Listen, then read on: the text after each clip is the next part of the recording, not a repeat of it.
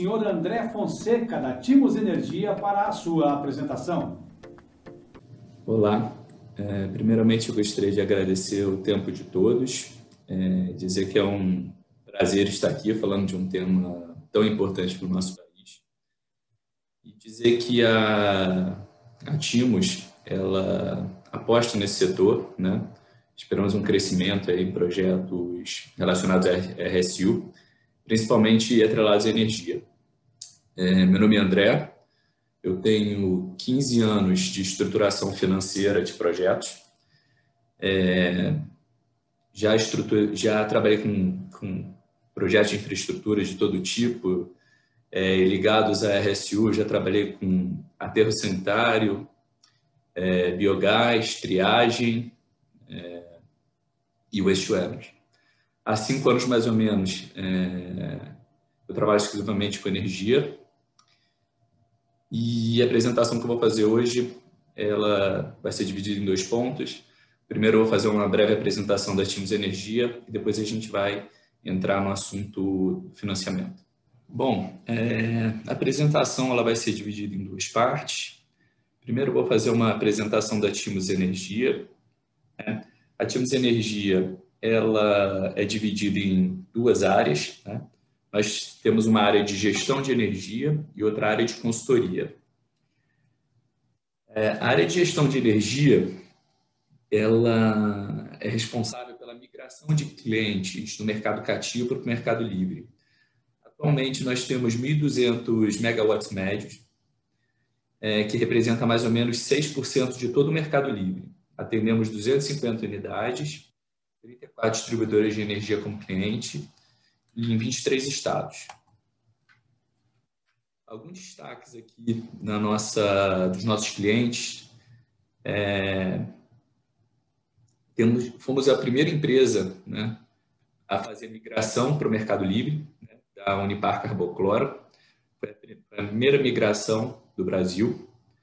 E também fizemos a primeira migração de empresa de saneamento no Brasil, da Sanepar. Tá? Já falando um pouco sobre a consultoria, a Timos participou dos principais projetos de energia do Brasil, né, com escopo diferente em cada um, né, em alguns como consultor regulatório, outros como consultor técnico, de modelagem financeira, operacional, etc. Temos aqui um histórico de sucesso, né, de privatização, vale destaque aqui para a CETEP em 2006, ganhamos diversos leilões, obviamente os que estão aqui foram os de sucesso, mas participamos de muitos outros. E destaque aqui para as operações recentes, né, privatização da C3E e da SEB, como responsável pela modelagem técnica. E recentemente, agora essa semana, fomos divulgados como os vencedores para fazer a modelagem técnica da Eletrobras. Nesse slide a gente vê alguns dos nossos clientes de gestão. Temos escopos diferentes, né, com cada um deles. E outros clientes também da nossa área de consultoria. Agora entrando na questão de leilões, eu vou só falar um pouco sobre os highlights aqui do leilão A-5, né? A gente tinha previsto para 2021 2 certames, do A-5 e A-6. Infelizmente, o A-6 foi suspenso em função da possibilidade de contratação do leilão de reserva, de capacidade, né? Então está suspenso. Temos também programados para 2022 e 2023 mais 2 A-4, mais 2 A-6. É importante ressaltar que nesse leilão, diferente do A-5, não necessariamente o RSU será um produto específico, né? A Timos acredita que sim, mas isso ainda não foi confirmado. Outro ponto delicado também, né, é a questão da demanda, né, desses leilões, a demanda declarada das distribuidoras. Então, caso não tenha demanda esses leilões podem ser cancelados e existe uma incerteza muito grande no país em questão em relação à retomada do crescimento da economia, né? Então, uma incógnita. E entrando em alguns highlights aqui do A-5, né? A gente tem o prazo de submissão, que é até o dia 2/6, publicação do edital dia 30 de agosto, prazo de suprimento 20 anos, de janeiro 26 até dezembro 45, e o preço teto, né? A TIMO está fazendo um pleito perante o Ministério de Minas e Energia para que o preço teto fique entre 660 e 660. Bom, vamos falar agora sobre estruturação financeira típica de projetos de Waste to Energy. Nessa apresentação, né, eu vou falar especificamente sobre o Waste to Energy, tá? Alguns projetos, né, como o biogás também podem ser replicados nesse mesmo conceito, tá? Mas aqui a gente está focando mais em Waste to Energy, tá? Então, eu vejo que tem dois modelos, né? Um modelo que o aterro recebe o gate fee e repassa os resíduos para a usina. Nesse modelo, a única fonte de receita é a venda de energia. E o modelo 2, a usina recebe o gate fee através de uma PPP, um contrato com parceiro, e nesse modelo existem duas fontes de receita, o gate fee e a venda de energia. Pensando num ambiente livre, né, de mercado livre, onde essa fonte irá competir com outras fontes, como solar, eólica, cogeração de outras fontes, o modelo 2 ele aumenta a competitividade, né, da usina. O modelo 1, onde você só recebe energia, ele fica menos competitivo em relação a essas outras fontes.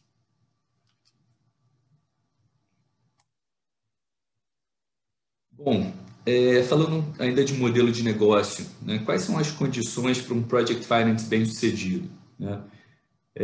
Um Project Finance, de maneira geral, ele precisa de previsibilidade, tanto de receita, quanto de custo, quanto de investimento. E como que a gente mitiga, né, esses riscos, né, e traz previsibilidade? Então, na receita, a gente precisa de contratos de longo prazo, né, esses contratos com mínimo de 10 anos, e, claro, com um off-taker com rating bom, né, risco de crédito aceitável, contratos de garantia de combustível do lixo, né, do resíduo, né, contratos de longo prazo também que dê conforto para o credor, né,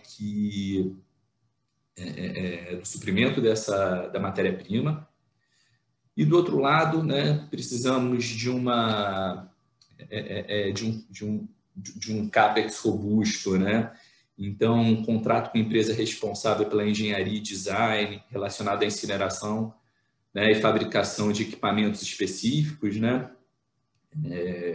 Contratos de OEM também, de longo prazo, com a detentora da tecnologia, né, integradores de primeira linha, né? Com isso, a gente consegue amarrar, né, e trazer um conforto em relação ao desempenho dessa usina, né, em relação a sobrecusto de obra, né, e também em relação ao OEM, né, um conforto para o credor, que aqueles custos eles serão repassados e não afetará o pagamento do serviço da dívida.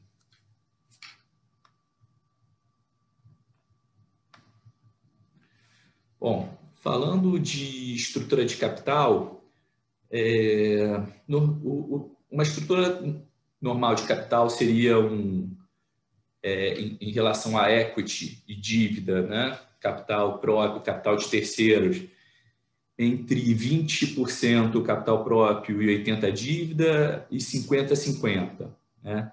Essa variação ela vai depender muito de linhas de financiamento e capacidade do projeto em pagar essas dívidas. Né? Em relação a condições de dívida, eu coloquei aqui, né, condições típicas, né? Obviamente isso varia bastante, mas eu acredito que essas premissas aqui, elas estejam bastante realistas, tá? Então, em relação à taxa, né, seria um IPCA mais 7. Esse IPCA mais 7, ele pode cair um pouco, IPCA mais 5,5, mas ele vai ficar mais ou menos nessa linha. Um sistema de amortização normalmente é saque, mas é claro, a gente pode ter um price, uma dívida customizada também, né? Em relação à carência da amortização dessa dívida, normalmente o credor ele te dá o período da obra mais 6 meses, né?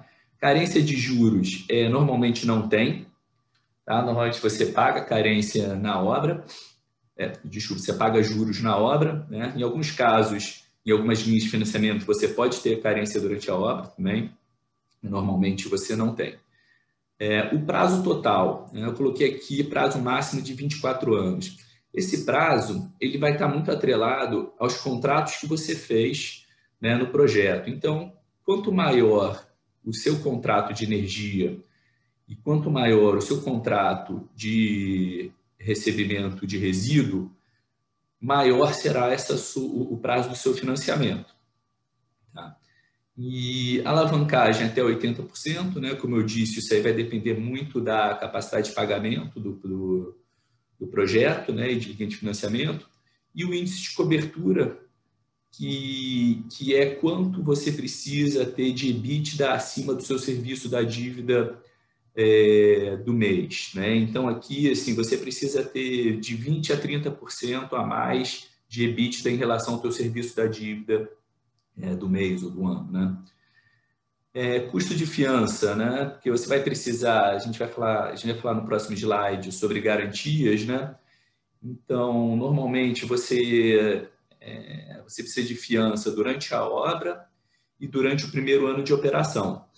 Esse custo de fiança normalmente é 1,5 na frente e você paga 2,5 ao ano, tá? O IOF é um custo que você tem em cima da dívida, na hora do desembolso, você recebe, você paga 1,88 de IOF. Bom, agora falando de garantias, é importante falar sobre o conceito de pre-completion e post-completion, né? No Brasil, a gente não tem um Project Finance non-recourse, né, que é o Project Finance sem garantia, sem garantia nenhuma, né, ou a garantia seriam os próprios recebíveis. Né? O período de pre-completion, que é o período da obra mais um ano de operação, você precisa de garantias mais robustas, né? Isso por causa de atrasos, risco de engenharia, desempenho, né? Overrun cost. Então, falando de pre-completion, né? Quais as garantias que você precisa para o financiamento? A penhora das ações da SPE, que ela vai por todo o período, né, da dívida, um seguro, uma garantia corporativa, uma fiança bancária ou um ESA. Normalmente, temos fiança bancária. Garantia corporativa, a gente tem casos onde a empresa é muito robusta e ela usa o próprio balanço dela como garantia. Tá? Essas garantias, depois do primeiro ano de operação, onde o banco avalia o seu desempenho, se você está respeitando todos os covenants do contrato, índice de cobertura, etc., essa fiança bancária, né, ou o seguro, ela vira a seção fiduciária de recebíveis. Tá? Em relação a pacote de seguros, você tem um pacote no pre-completion e um pacote diferente depois no post-completion. Tá? Temos penhora do contrato de EPC, que depois vira penhora do contrato de operação e manutenção. Temos também constituição de conta reserva, tá? E, após a operação, você só mantém essa conta reserva de acordo com o seu serviço da dívida. E, por último, propriedade fiduciária dos equipamentos, que isso você mantém até o final da dívida. Então, resumindo, o projeto ele passa por essa fase de pre-completion, onde ele precisa de garantias robustas, e após o pre-completion, ele entra no post-completion, e essas garantias liberam, e aí se torna um Project Finance realmente non-recourse. Esse gráfico ele é muito interessante, tá? Ele demonstra a perda de protagonismo do BNDES desde 2016. Então, em 2015 a gente via, né, o BNDES fazendo grande parte dos desembolsos de financiamento para projetos de infraestrutura, tá? E a partir de 2016, né, mas ganhando força em 2018, nós vimos a entrada do mercado de capitais nesse setor, tá? E a perda do BNDES no protagonismo, a gente acha que isso é uma tendência que não vai se reverter, mas ela é muito importante, né, a gente falar que o mercado de capitais hoje no Brasil está extremamente líquido, as condições elas são muito parecidas com o BNDES, tanto de custo como de prazo, porém, a nossa recomendação aqui na Timos para os nossos clientes é que não coloque todas as suas fichas no mercado de capitais, né? Mantenha o relacionamento com o BNDES, enquadre o projeto no BNDES, porque esse recurso ele é um recurso muito arisco, né? Se a gente tiver qualquer problema aqui no Brasil, né? Se tiver uma crise mais profunda, esse dinheiro ele some rapidamente. E o BNDES ele vai estar para suportar projetos de importância para o nosso país. Tá?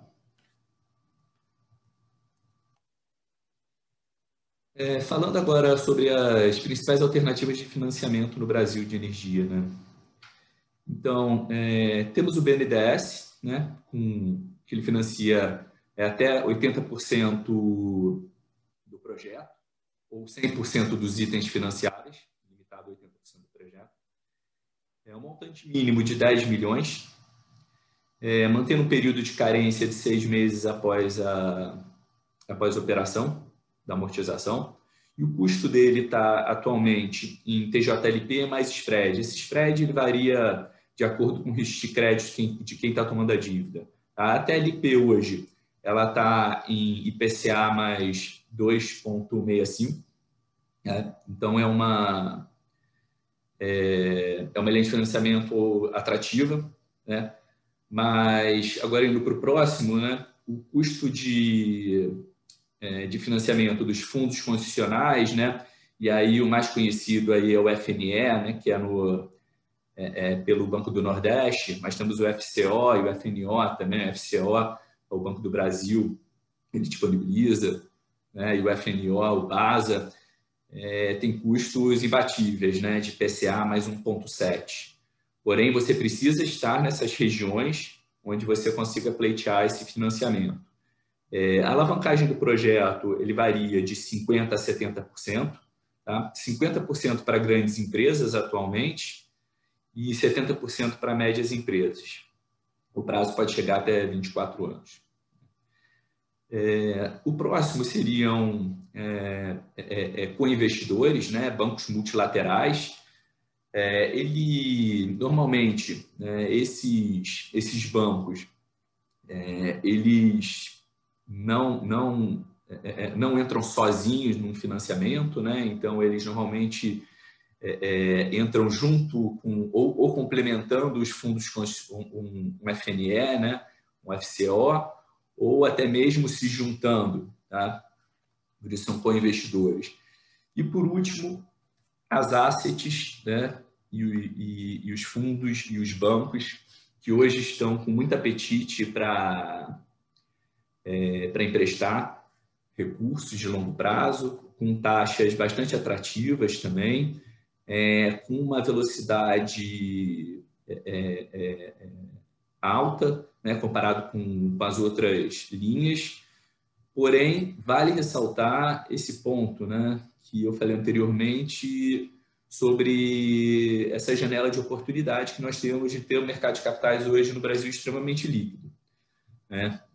Então, que assim, é um capital que hoje existe essa janela, mas a gente não sabe por quanto tempo ela vai ficar. Então, é sempre bom né? Não escolher assim, somente uma instituição, de repente ir com mais de uma, com BNDES também, tá? Enquadrando o seu projeto em mais de uma instituição, para garantir que, caso aconteça alguma coisa, você ainda tenha uma opção. Bom, esse tema aqui, esse tema é muito complexo, né? A gente tem pouco tempo para falar. Eu tentei fazer um resumo da melhor maneira. Eu fico totalmente à disposição, deixo meus contatos aqui para quem quiser conversar sobre o tema, tiver dúvidas adicionais, é só entrar em contato comigo. Ok? Obrigado.